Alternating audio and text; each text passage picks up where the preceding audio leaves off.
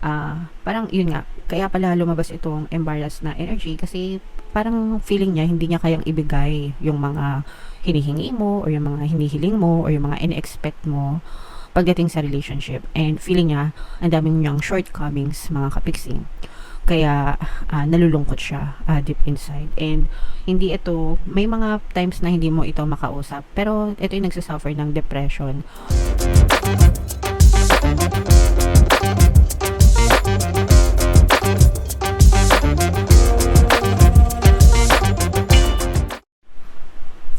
Hello guys, hello Gemini, welcome back to Pinoy Pixie Tarot.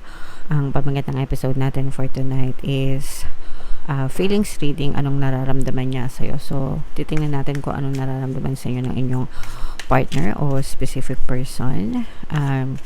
Pwede ma-pick up yung energy nyo, pwede ma-pick up yung energy nyo, ng person nyo. Pwedeng magkabaliktad yung roles, guys.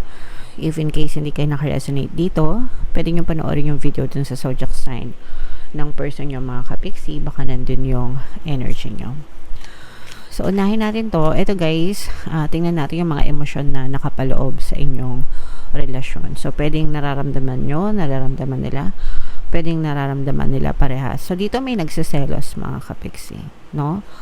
One of you is parang nagsiselos, may mga insecurities. Pwedeng may pinagsaselosan ka. Pwedeng may pinagsaselosan siya. One of you is, sabi ko nga, may pagka-possessive, mga kapiksi. Pwede rin na parang bukod sa selos, may halong duda, no? So, pwedeng pinagdududahan nyo itong person nyo or pinagdududahan nila kayo na parang may ginagawa, something behind your back, ganyan.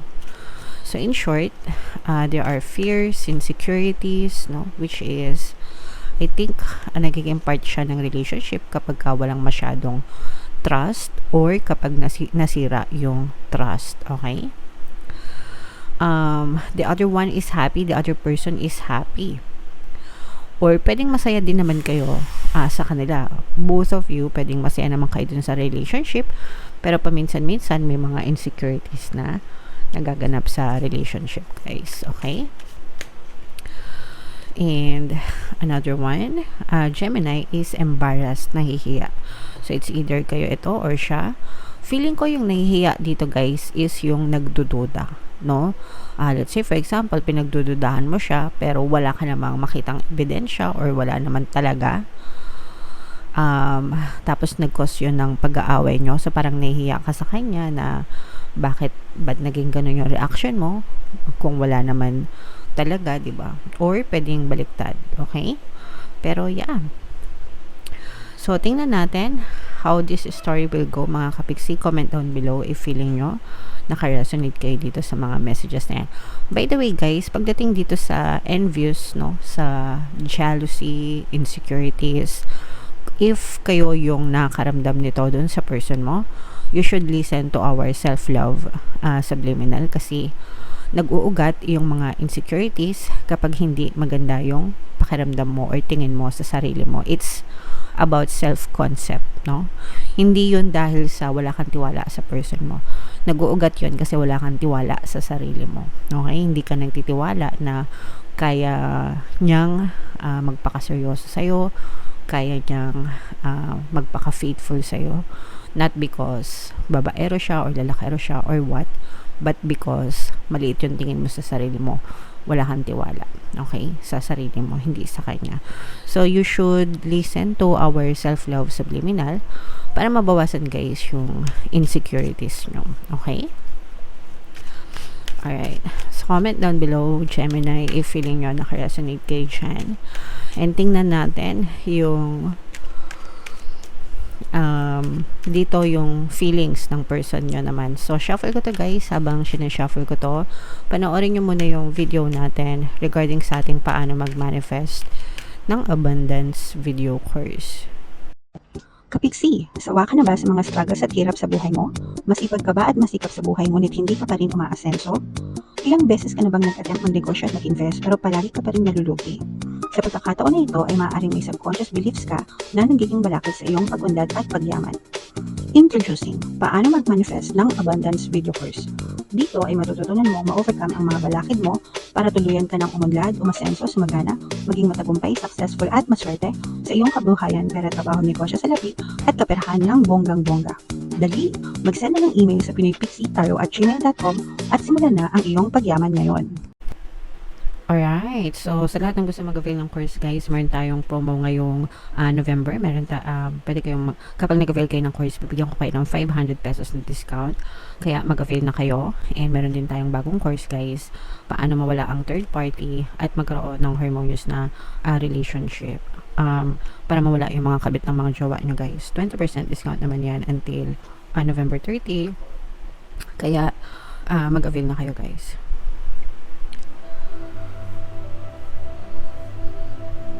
Sorry. So, Gemini, kayo ay nirepresent ng Queen of Swords sa ating spread. Ito yung ating feelings energy. Dito, guys, nakikita natin na yung person nyo is parang depressed siya, no? And marami siyang disappointment, mga kapiksi. Parang pwedeng disappointment sa'yo at saka disappointed din dun sa relationship. At saka pwedeng disappointed din siya sa sarili niya.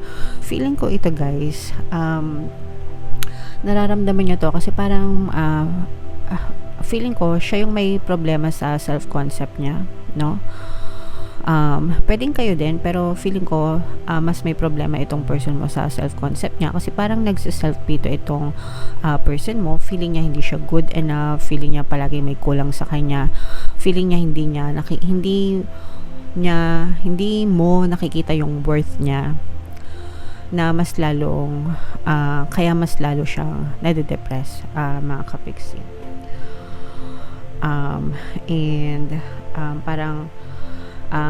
Parang yun nga, kaya pala lumabas itong embarrassed na energy kasi parang feeling niya hindi niya kayang ibigay yung mga hinihingi mo or yung mga hinihiling mo or yung mga in-expect mo pagdating sa relationship, and feeling niya ang daming niyang shortcomings, mga kapiksi. Kaya nalulungkot siya deep inside, and may mga times na hindi mo ito makausap, pero ito yung nagsasuffer ng depression. Hindi ito nagsasabi sa inyo, mga kapiksi, pero there's a lot of things going on sa kanilang isip. Naiisip nitong lumayo actually, no, kung kayo ay hindi pa separated, guys. Parang nag-iisip siya na lumayo, iniisip niya ang mag-abroad, and iniisip niya ang magsikap sa trabaho. Parang gusto niya munang ayusin yung sarili niya, gusto niya magsikap, magpayaman, magpaunlad, magpaasenso. And kasi nga, parang siya mismo nanliliit sa sarili niya. Parang meron siyang inferiority complex, mga kapiksi. So, yun yung parang personal problem niya ito, guys. And at saka feeling niya na under mo siya, under desire, ganyan. So ayaw niya yung ganong klaseng feeling, pero parang for now wala siyang magawa kasi parang mas pagdating sa status, baka mas mataas yung status mo sa kanya. Let's say for example sa trabaho, baka mas malaki yung sweldo mo kaysa sa sweldo niya, mas malaki yung naipapasok ng pera sa bahay kaysa sa kanya, yung mga ganun. Kaya siya parang nanliliit sa sarili niya, especially kung he, she yung relationship nyo, tapos kayo yung she, sila yung he. Parang gusto niya, parang natatapakan yung kanilang pagkalalaki or yung kanilang ego, no? And they are detaching from you, hindi dahil sa hindi nila kayo mahal or ayaw nila sa inyo, but yun kasi yung reason na nagsiselo siya, tawag dito, nahiya siya kasi parang natatapakan nga yung kanyang pagkalalaki, pero masaya siya sa inyong relationship, guys. And etong self-concept, siya rin ito, guys, no? Nararamdaman ko na siya yung nagsiselos kasi nga, or naiinggit, lalo na kung let's say for example, maganda yung trabaho nyo, tapos may mga kasamahan kayo sa trabaho na well-off. So, doon nanggagaling yung insecurities niya. Meron ditong presence ng water sign, Cancer, Pisces, Scorpio. Pwedeng water element kayo sa inyong natal chart, or may water sign yung person mo. Pero para sa kanya, yung happiness, kaya pala lumabas ito guys. Kasi yung happy, siya to lahat no? Siya to lahat. Guys, meron siyang personal problem about sa insecurities niya and inferiority complex niya, but at deep inside, masaya siya sa iyo at saka dun sa relationship. Pero ang feeling kasi ng person mo, parang kailangan niyang ibigay sa iyo yung mga material na bagay. Parang kailangan niyang, parang feeling niya meron siyang obligasyon sa iyo na ibigay lahat na hindi naman niya nagagawa. So, nagkukulang siya dun sa feeling niya, failure siya dun sa part niya. Hindi niya nabibigay sa'yo yung lahat ng demands mo, ganyan. So, nanliliit siya dun. So, itong person mo guys, kailangan ito ng pangunawa. Kailangan ito ng pangintindi. And, meron din itong difficulty sa pag-express ng kanyang nararamdaman. Ibig sabihin, hindi siya open, hindi siya masalita. Lahat sinasaloob lang niya. Okay? And gusto niya, parang pagdating sa'yo, good image lang. Pero, your person is suffering deep inside, mga kapiksi. So, kung okay pa kayo nitong person mo, I mean, magkasama pa kayo, try to reach out to them as much as you can and tell them na okay lang, no? I mean, kung okay lang sa inyo, na okay lang yung kung ano yung ibigay nila, 'di ba? Matuto din tayong makontento, at least show them na na-appreciate nyo yung effort na ginagawa nila para sa inyo. Okay? Alright.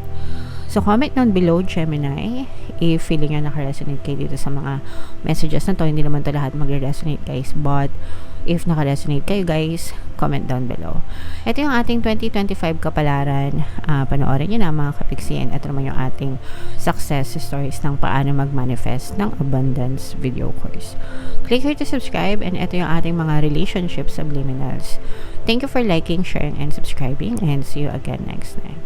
I love you all, mga kapiksi. Have a nice day. Bye-bye.